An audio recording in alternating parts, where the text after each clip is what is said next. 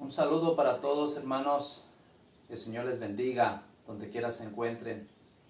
Aquí estamos, hermanos, nuevamente con el propósito de compartir el mensaje del Señor con cada uno de ustedes. Antes de iniciar, quiero que me acompañen en una breve oración para pedir la dirección del Espíritu Santo.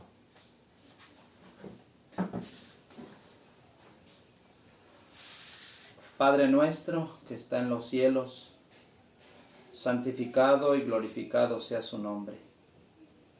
Le agradecemos, Padre, por la oportunidad que nos da de compartir el mensaje en esta hora, Padre. Rogamos, Señor, que el Espíritu Santo pueda guiar y dirigir nuestros labios, Señor, y capacitar las mentes de todos aquellos que escuchen este mensaje, Padre. Rogamos que se quede con nosotros en esta hora, Padre, y que no haya interrupciones, que todas las cosas puedan salir bien, Señor, especialmente porque se trata de su palabra, Señor, de su mensaje. En sus manos estamos. En el nombre maravilloso de su Hijo amado lo pedimos. Amén.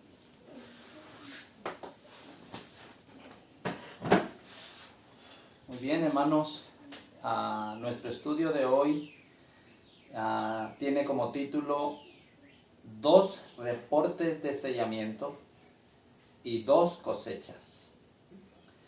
El propósito de nuestro estudio, hermanos, es mostrar ahora en otra forma que habrá primeros y segundos frutos de los vivientes, de los que no van a morir. ¿Sí? Vamos a probarlo ahora a través de este tema, hermanos, que muestra que hay 2 grupos sellados. Habíamos explicado en nuestros estudios anteriores. 1, los 144,000 son sellados en la iglesia adventista del séptimo día. Y el otro grupo, la grande multitud, son sellados en todas las denominaciones que hoy existen. ¿Sí? Eso es lo que explicamos en nuestro tema anterior, que lleva como título los 144,000 y la gran multitud. Bueno, hoy vamos a mostrar que hay 2 reportes de sellamiento y hay 2 cosechas con la ayuda de la Biblia y del espíritu de profecía. Vamos a comenzar, hermanos, con el primer reporte. El primer reporte lo encontramos en el libro de Ezequiel. Ezequiel, el capítulo 9. Ya explicamos detalladamente el capítulo 9 de Ezequiel. Solo para que ustedes recuerden un poco, este evento descrito en Ezequiel capítulo 9 es el mismo evento que se le mostró al apóstol Juan en Apocalipsis capítulo 7. Los 2 acontecimientos, las 2 visiones tienen que ver con el sellamiento del pueblo de Dios, los 144,000 que serán sellados en la iglesia adventista del séptimo día. Algunas cosas importantes que yo quisiera recalcar, hermanos, del capítulo 9 de Ezequiel. Ya lo habíamos explicado que se describen 6 varones, pero explicamos que no son hombres, son ángeles que han venido del cielo para llevar a cabo esta obra de sellar. Hay un ángel que tiene el tintero de escribano en su cintura. Este ángel es el comisionado a pasar por Jerusalén, por la iglesia, sellando a aquellos que gimen y claman por las abominaciones que se hacen dentro de ella. Y los otros 5 reciben la orden de ir detrás de él, matando a todos aquellos que no tengan el sello de Dios en sus frentes. Algo impresionante, hermanos, que quiero llamar su atención es que la gloria del Señor, el Señor mismo, nuestro Dios, está con estos ángeles. Ha venido a su iglesia para dirigir este sellamiento. Y lo encontramos en el versículo 3 y parte del versículo 4 de Ezequiel 9. Dice, y la gloria del Dios de Israel se elevó de encima del querubín, sobre el cual había estado al umbral de la casa. Y llamó el Señor al varón vestido de lino, que tenía a su cintura el tintero de escribano. Y le dijo el Señor, pasa por en medio de la ciudad, por en medio de Jerusalén, y ponles una señal en la frente a los hombres que gimen y que claman, a causa de todas las abominaciones que se hacen en medio de ella. Aquí claramente vemos que la presencia del Dios infinito está con estos ángeles aquí en su iglesia, dirigiendo el sellamiento. En otras palabras, hermanos, entendemos que han venido del cielo a la tierra, ¿sí? Están aquí en la tierra, el Señor nuestro Dios dirigiendo el sellamiento y los ángeles sellando. Y quiero mostrar y darles prueba de esto, hermanos. En el capítulo 10 de Ezequiel, es la continuación del capítulo 9. Aquí muestra claramente que sí, están aquí en la tierra estos ángeles y la presencia del Señor. Capítulo 10, versículo 19 dice, Ezequiel, y alzando los querubines sus alas, se levantaron de la tierra delante de mis ojos. Cuando ellos salieron, también las ruedas se alzaron al lado de ellos, y se pararon junto a la entrada de la puerta oriental de la casa del Señor, y la gloria del Dios de Israel estaba por encima de ellos. ¿Sí? Aquí vemos claramente que Ezequiel los ve. Cuando esta obra es terminada y esta obra es concluida, dice que se levantan de la tierra. Así quiere decir, hermanos, que el Señor y sus ángeles han venido a su iglesia para llevar a cabo el sellamiento, la separación de los justos de los injustos en la iglesia. Lo sorprendente aquí, hermanos, es que este reporte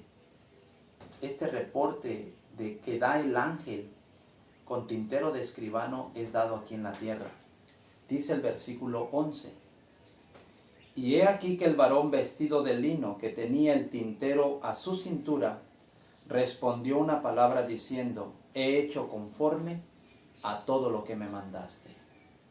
Está confirmado lo que estamos diciendo, hermanos, ¿sí? El ángel pasa por Jerusalén, por la iglesia, y una vez concluida su obra de sellar, entonces dice que viene al Señor, que está aquí en la tierra, y él reporta que su obra ha terminado, sellando a aquellos que gimen y claman por las abominaciones que se hacen en medio de la iglesia.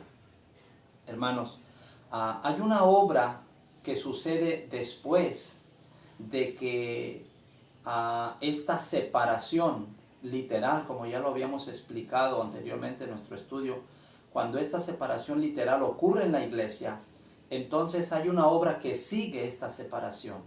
Miren, como les decía, el capítulo 10, si lo leemos cuidadosamente, encontraremos que es la continuidad del capítulo 9.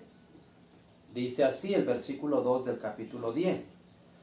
Y habló al varón vestido de lino, y le dijo, entra en medio de las ruedas, debajo de los querubines, y llena tus manos de carbones encendidas de entre los querubines, y espárcelos sobre la ciudad. Y entró a vista mía. El ángel con tintero de escribano ahora recibe otra orden. Ya no es sellar, porque su obra de sellar ha concluido.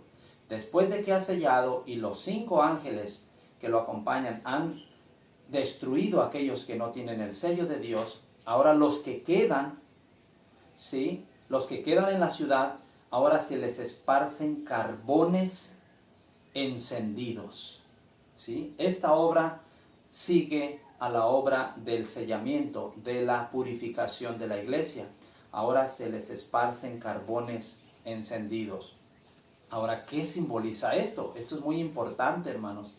Es muy importante que nosotros entendamos qué tiene que ver el carbón encendido, ¿sí? Y para eso vamos a ir al libro de Isaías, a una visión que tuvo el profeta Isaías en el capítulo 6, donde vamos a encontrar un poco de información del carbón encendido. Miren,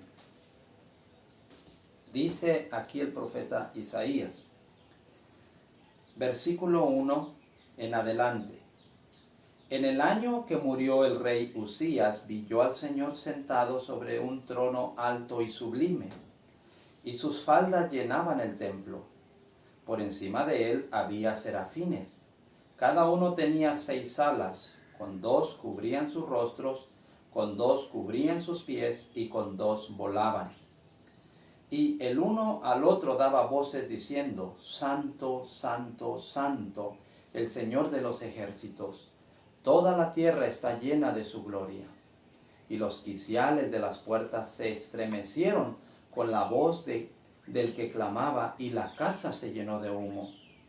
Entonces dije, ay de mí que soy muerto, porque siendo hombre inmundo de labios, y habitando en medio de pueblo que tiene labios inmundos, han visto mis ojos al Rey, el Señor de los ejércitos.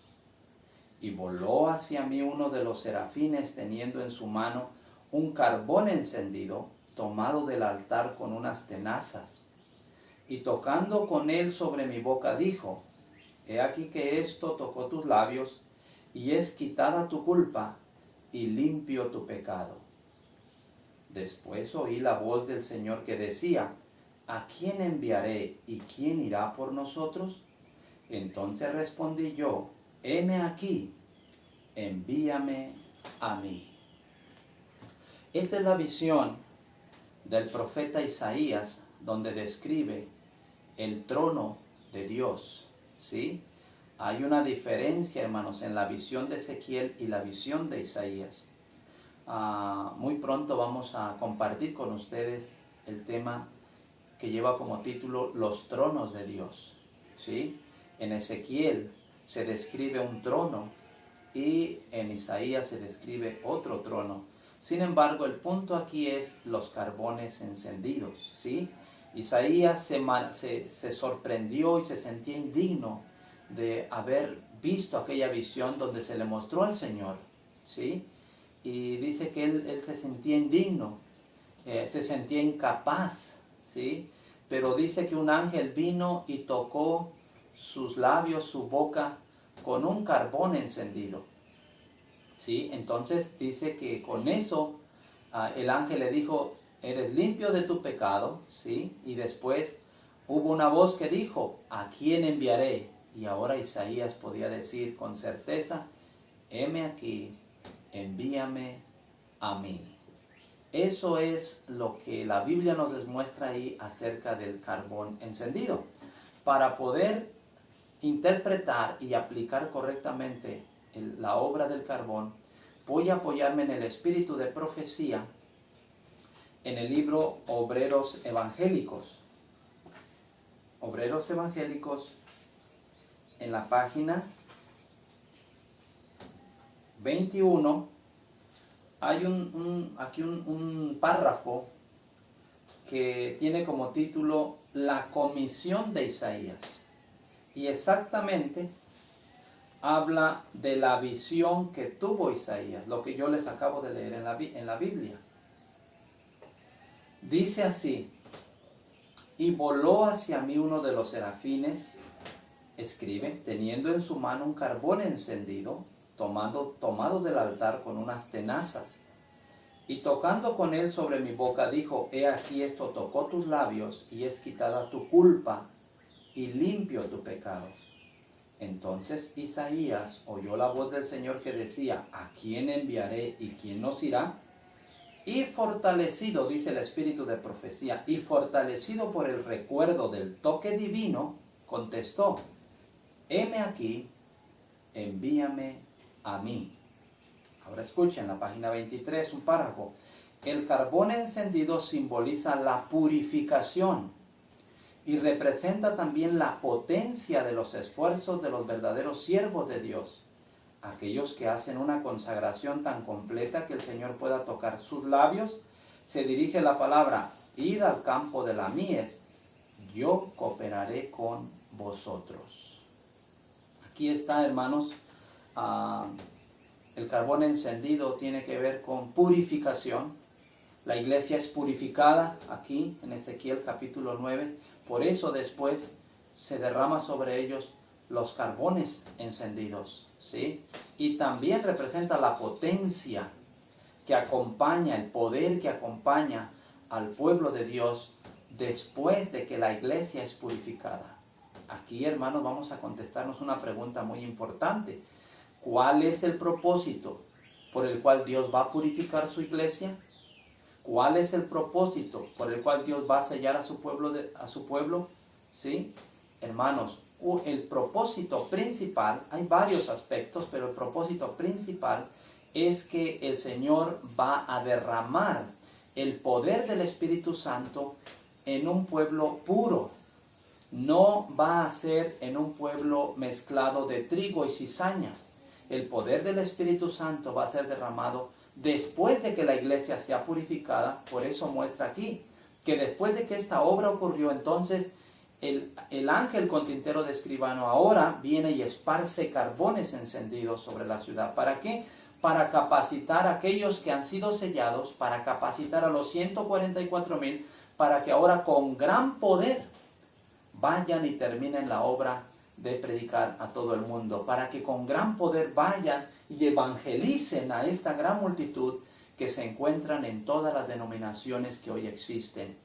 Esto lo conocemos nosotros como el tiempo del fuerte pregón, del mensaje del tercer ángel. Así es que, hermanos, hemos aprendido ya que el primer reporte, el reporte cuando los 144,000 son sellados, es hecho aquí en la tierra, y que después de que ellos son sellados, entonces se esparcen carbones encendidos sobre la ciudad, sobre ellos, símbolo del poder del Espíritu Santo. Bien, ahora vamos a ir al segundo reporte, al reporte que se da cuando la grande multitud es sellada, la grande multitud que nadie podía contar de Apocalipsis 7:9. Y vamos a venir aquí a Primeros Escritos, la página 279. Dice aquí, terminación del tercer mensaje. Aquí encontramos en Primeros Escritos 279 y 280 el segundo reporte de sellamiento. Dice: vi ángeles que iban y venían de uno a otro lado del cielo. Un ángel con tintero de escribano en la cintura regresó de la tierra y comunicó a Jesús que había cumplido su encargo, quedando sellados y numerados los santos. Vi entonces que Jesús, quien había estado oficiando en el arca de los 10 mandamientos, dejó caer el incensario y alzando las manos exclamó en alta voz: consumado es. Y toda la hueste angélica se quitó sus coronas cuando Jesús hizo esta solemne declaración: el que es injusto, sea injusto todavía, y el que es inmundo, sea inmundo todavía, y el que es justo, practique la justicia todavía, y el que es santo, santifíquese cada día. Todos los casos habían sido fallados para vida o para muerte. Mientras Jesús oficiaba en el santuario, había proseguido el juicio de los justos muertos y luego el de los justos vivientes. Cristo, habiendo hecho expiación por su pueblo y habiendo borrado sus pecados, había recibido su reino. Estaba completo el número de los súbditos del reino y consumado el matrimonio del Cordero. El reino y el poderío fueron dados a Jesús y a los herederos de la salvación, y Jesús iba a reinar como Rey de Reyes y Señor de Señores. Hermanos, aquí encontramos, descrito a través del espíritu de profecía, menciona de este ángel con tintero de escribano. Es el mismo que encontramos en Ezequiel capítulo 9, pero el reporte es diferente. En Ezequiel capítulo 9 el reporte es hecho aquí en la tierra, recuerden, mientras el Señor está aquí con los ángeles dirigiendo el sellamiento. Ya dimos las pruebas. Ahora, si ustedes notan, este reporte no es dado aquí en la tierra, sino que el ángel regresa de la tierra al cielo, ¿sí? Y comunica al Señor Jesús que su obra ha terminado, ¿sí? Cuando este ángel da este reporte, entonces dice que el Señor Jesús sale del lugar santísimo y deja caer el incensario y dice, consumado es, ¿sí?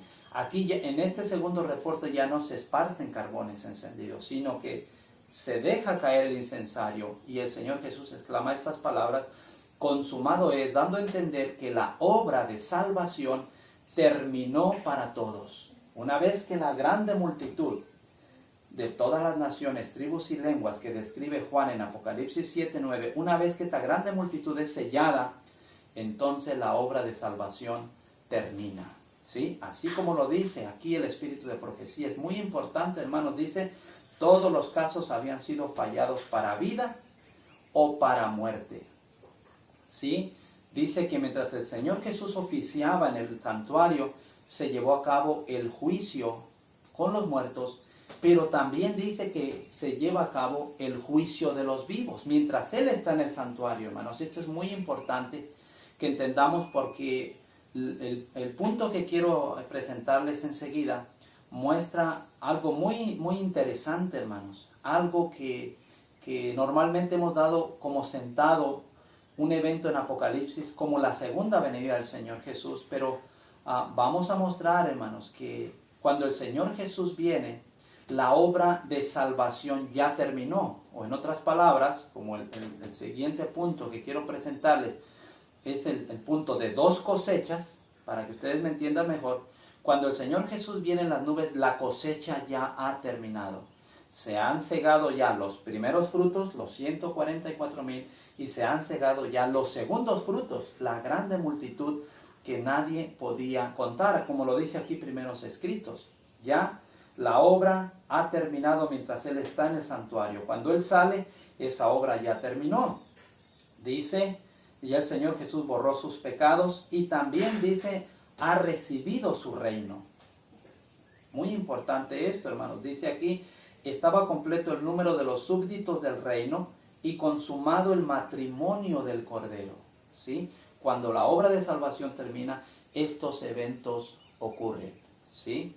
Algunos hermanos piensan y dicen, pero es que aquí hay una frase en primeros escritos donde el ángel dice, quedando sellados y numerados los santos. Algunos dicen, es que está hablando de los 144,000, porque los 144,000 es la compañía numerada, ¿sí? Hermanos, pero ya vimos que la obra de sellar a los 144,000 está registrada en Ezequiel 9, ¿sí? Y que la sierva del Señor en Joyas de los Testimonios, tomo 1, la página 335, ella dice que la obra final para la iglesia es el sellamiento de los 144,000, como lo describe el profeta Ezequiel en el capítulo 9. Así es que, hermanos, no hay por qué confundirnos, porque decimos, pero la grande multitud es un número incontable. Sí, para nosotros los seres humanos es incontable, pero los ángeles y el Señor mismo sí sabe cuántos son ellos. Es más, cuántos serán los que serán salvos en un número exacto. Por eso el ángel dice, quedando sellados y numerados los santos, porque el Señor Jesús y los ángeles sí saben cuántos son esta grande multitud en número. Nosotros no, la Biblia lo describe así. Así es que, mis hermanos, hay pruebas de más, ¿verdad?, de estos dos reportes de sellamiento. Uno cuando se sellan los 144,000 y el otro cuando se sella la grande multitud. Ya ustedes pueden notar la diferencia de uno y de otro. Ya hemos dado las pruebas. Ahora sí, vamos a ir a la Biblia para mostrar que al igual como hay dos grupos sellados en la última historia de este mundo, de los vivos, los 144,000 en la iglesia adventista del séptimo día y la grande multitud en el mundo, en las iglesias del mundo que componen hoy Babilonia, primeros frutos, los 144,000, y segundos frutos, la grande multitud de los vivos, de los que no van a morir. También vamos a mostrar, hermanos, que hay dos cosechas, 2 reportes de sellamiento, 2 cosechas. Y para eso, hermanos, voy a usar esta versión que yo les recomiendo. Normalmente nosotros recomendamos la versión King James, que es una versión en inglés. La versión del Rey Santiago es una de las versiones más antiguas y más conservadas aún de las traducciones. Ya muchos entendemos cómo el enemigo ha hecho una obra terrible en las traducciones de la Biblia, hermanos, y es muy importante tener algunas versiones confiables, ¿verdad? Tener diferentes versiones porque el enemigo está haciendo su obra, hermanos, para que se pierdan algunas verdades importantísimas de la palabra de Dios. Pero confiamos, hermanos, que mientras el Espíritu de Dios guíe su pueblo, guíe su iglesia, siempre la verdad se va a mantener pura. En esta ocasión yo les recomiendo, hermanos, que consigan una versión Reina Valera Gómez, ¿sí? Es una versión muy apegada a la King James y que nos ayuda mucho para entender algunos versículos que ya en la Reina Valera normal como que han perdido su significado. Vamos a ir a Apocalipsis 14, hermanos. Ahí es donde vamos a mostrar las 2 cosechas. Apocalipsis 14 es un capítulo pues muy conocido por nosotros porque es aquí en este capítulo donde encontramos las características de los 144,000, del versículo 1 al versículo 5. Y ya del 6 en adelante, hermanos, encontramos los mensajes del primero, del segundo y del tercer ángel, ¿sí? Y al final del capítulo, hermanos, entonces encontramos estas 2 cosechas. Esto nos muestra, ¿verdad?, que a través de estos mensajes tan importantes para los últimos días que el Señor enviaría a su pueblo, como resultado tienen estas 2 cosechas. Y no es casualidad, hermanos, que estamos hablando nosotros de primeros frutos y de segundos frutos. Estas 2 cosechas tienen que ver con estas 2 compañías de santos registrados en Apocalipsis capítulo 7, los 144,000 y la grande multitud. Bien, vamos a leer, hermanos, de Apocalipsis 14, del versículo 14 en adelante. Escuchen con atención, hermanos. Dice: y miré, y he aquí una nube blanca, y sobre la nube uno sentado semejante al Hijo del Hombre, que tenía en su cabeza una corona de oro, y en su mano una hoz aguda. Y otro ángel salió del templo clamando en alta voz al que estaba sentado sobre la nube: mete tu hoz y siega, porque la hora de segar es venida, porque la mies de la tierra está madura. Y el que estaba sentado sobre la nube metió su hoz en la tierra, y la tierra fue segada.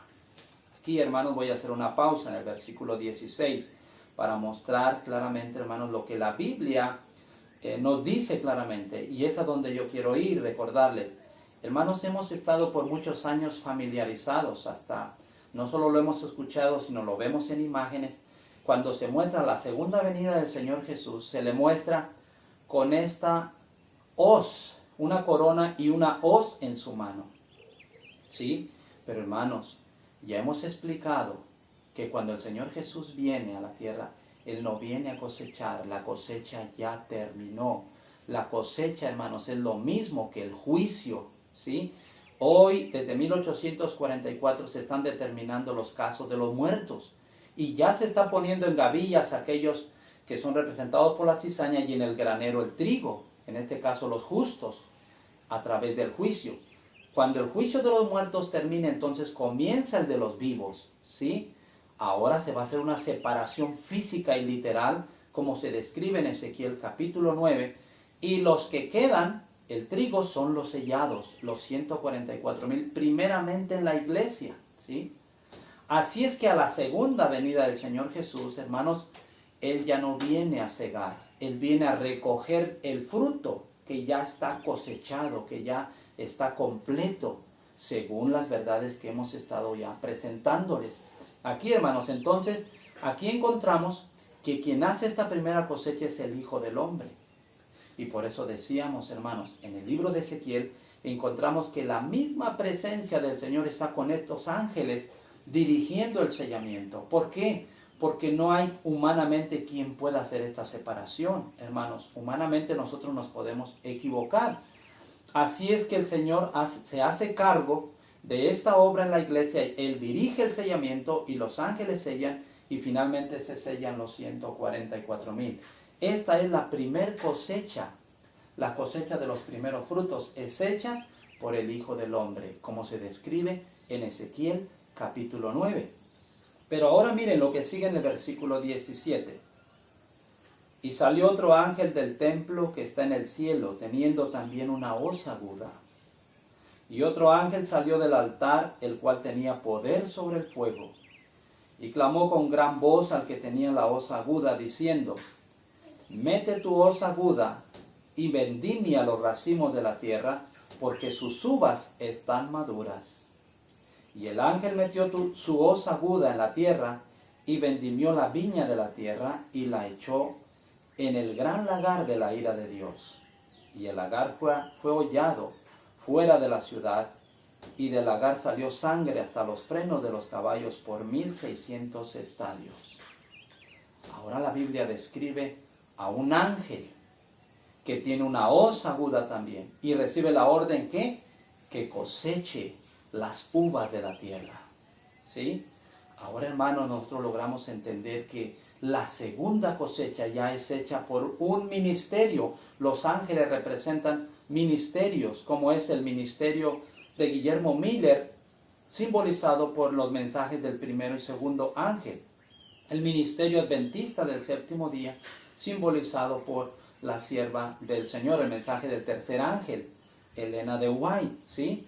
Ahora vemos, hermanos, que hay un ángel haciendo esta segunda cosecha descrita en Apocalipsis 14. Pues ese ángel, hermanos, representa el ministerio de los 144,000 que Dios usará para que den el fuerte pregón del mensaje del tercer ángel, y entonces esta gran cosecha sea recogida, la grande multitud, y finalmente la obra se terminará. Hermanos, la confusión está en el versículo 19. Las versiones, normalmente Reina Valera y casi todas las versiones en español, excepto esta Gómez, no sé si haya otra, hasta ahora es lo que yo sé, que esta Gómez dice correctamente. En todas las versiones dice que el ángel cosecha las uvas y echa las uvas en el gran lagar. Pero no es así, hermanos. Si lo que el ángel hace, una vez que cosecha las uvas, entonces echa la viña, la planta, la mata, lo que queda, lo echa en el gran lagar, y así lo dice la versión Gómez. Lo leo otra vez para que lo puedan captar. Dice: y el ángel metió su hoz aguda en la tierra, y vendimió la viña de la tierra, y la echó en el gran lagar de la ira de Dios. No las uvas, sino la viña, y eso es lo que queda, ¿sí? Las uvas representan esta grande multitud que nadie podía contar, que serán cosechadas por el ministerio de los 144,000 durante el fuerte pregón. Recuerden, hermanos, que la iglesia militante no es la iglesia triunfante.